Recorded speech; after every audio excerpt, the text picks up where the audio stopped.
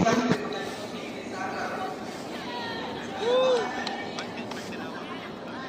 Okay po, sir. Taugon ka, taugon. Taugon pa, taugon pa.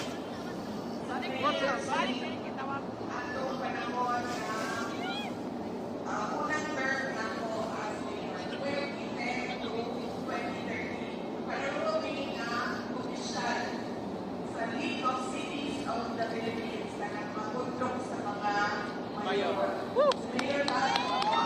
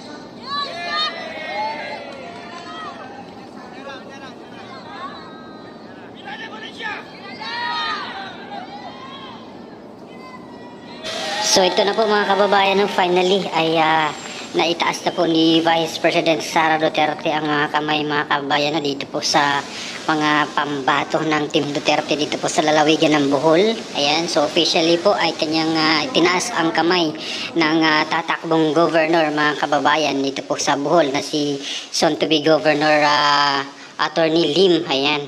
So siya po yung Team Duterte mga kababayan, no? At mga kalaban niya po itong incumbent governor doon na si Umintado mga kababayan, no? So ano ata to sa Team Marcos to mga kababayan na mga line, no, sa side doon sa administration, pati mga congressman mga kababayan, no, doon sa Bohol, lalo na at maraming mga congressman doon na pumirma para sa impeachment ni VP Sara. Kaya nandun po siya ngayon sa Bohol mga kababayan, si VP Sara, para suportahan naman itong mga pambato ng Team Duterte doon sa lalawigan ng Bohol. Samantalang mga kababayan, ito po ang ganap naman doon sa Inabanga, no, mga kababayan. So itong pagtaas ng kamay ni VP Sara doon po ito sa Tagbilaran, sa pinaka-center ng province sa Bohol, no, Tagbilaran City, na kung saan yun nga yung mga local candidates doon sa Tagbilaran City ay kanya rin po nga itinaas ang mga kamay. Ayan. At yun nga po yung pinaka-highlight doon, yun yung pagtaas ng kamay ni VP Sara doon sa kay soon to be Governor Lim mga kababayan. So dito naman sa kabilang bayan sa Inabanga ay kanya pong itinaas rin ang mga kamay ng mga local candidates doon mga kababayan, no? Ayan, so pakinggan at panoorin natin mga kababayan si VP Sara doon sa lungsod ng Inabanga. mga kababayan, assalamualaikum warahmatullahi wabarakatuh. Madayaw maayong gabi kaninyong tanan. Unahon-unan nako ang akong mga pagpasalamat, pero bago kana mga tanas ako sa likod, makita ko ninyo, okay ra? Dili.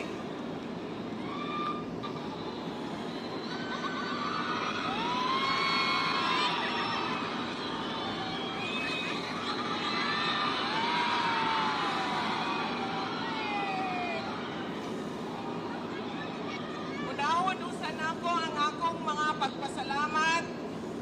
Una, ang akong pasalamat sa nagpahuwam sa ako og entablado, kuryente, gym, microphone, og suga karong gabi ang pundok sa panagiusa alang sa baluntarong kauswagan sa Inabanga.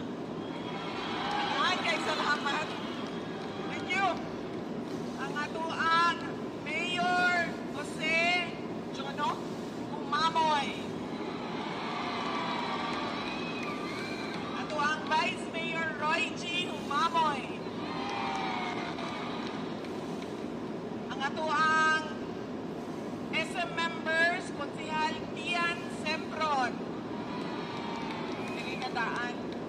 para unya dili na mabitin. Dili asa naman to si Vice. Konsehal Lea Escala. Konsehal Romel Estiliore. Konsehal Tigoy Astoria. Konsehal Alex Lofranco. Kajut lang ako. Kung kailan yung mga tawhanan na kajut lang. Kinsa man eh? Ang atuan? Okay, very good. Next. Kinsa sunod diri? Emi, kinsa man eh? Kinsa daw? Atuan? Okay, very good. Next. Kinsa ni?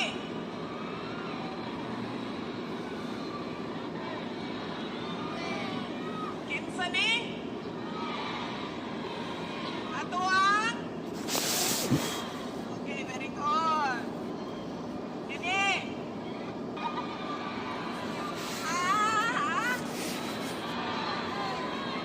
O lagi na, basta magbulag-bulag ang tingog sa tao, magyagaw. Unsa daw?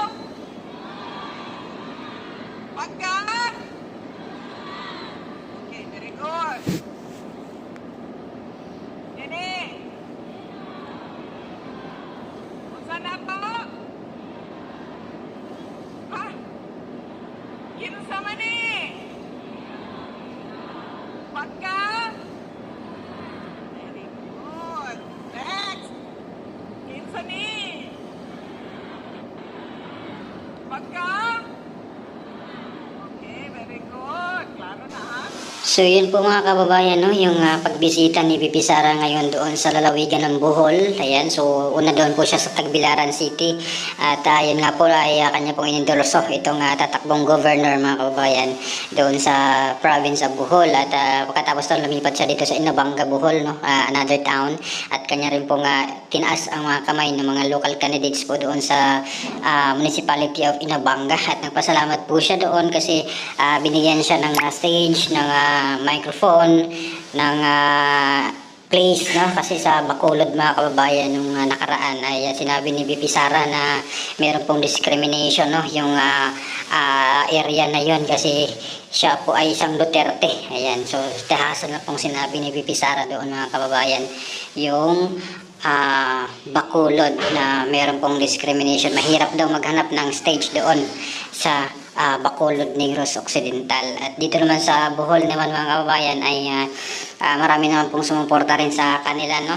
Kitang-kita naman natin yung mga tao, marami rin ang pumunta doon. Kaya itong mga congressman, lalo na yung mga pumirma ng impeachment mga kababayan, kaya nandito po si VP Sara ngayon sa Bohol ay sumuporta po doon sa team Duterte, no? Doon sa Bohol province. Yung tawag nila ay Team Kalambuan or pagbabago para sa kauswagan doon po sa province of Bohol. So ano pong opinion yung mga kababayan dito po sa mga lakad ngayon ni VP Sara, no? Una dito sa Manila, kanya pong binisita yung mga distrito doon sa mga congressman na talagang binakbakan si VP Sara, at ngayon naman ay kanyang binalikan yung mga kanilang mga distrito mga kabayan, at meron po siyang mga speeches, no, doon sa Manila area at ngayon sa Bohol.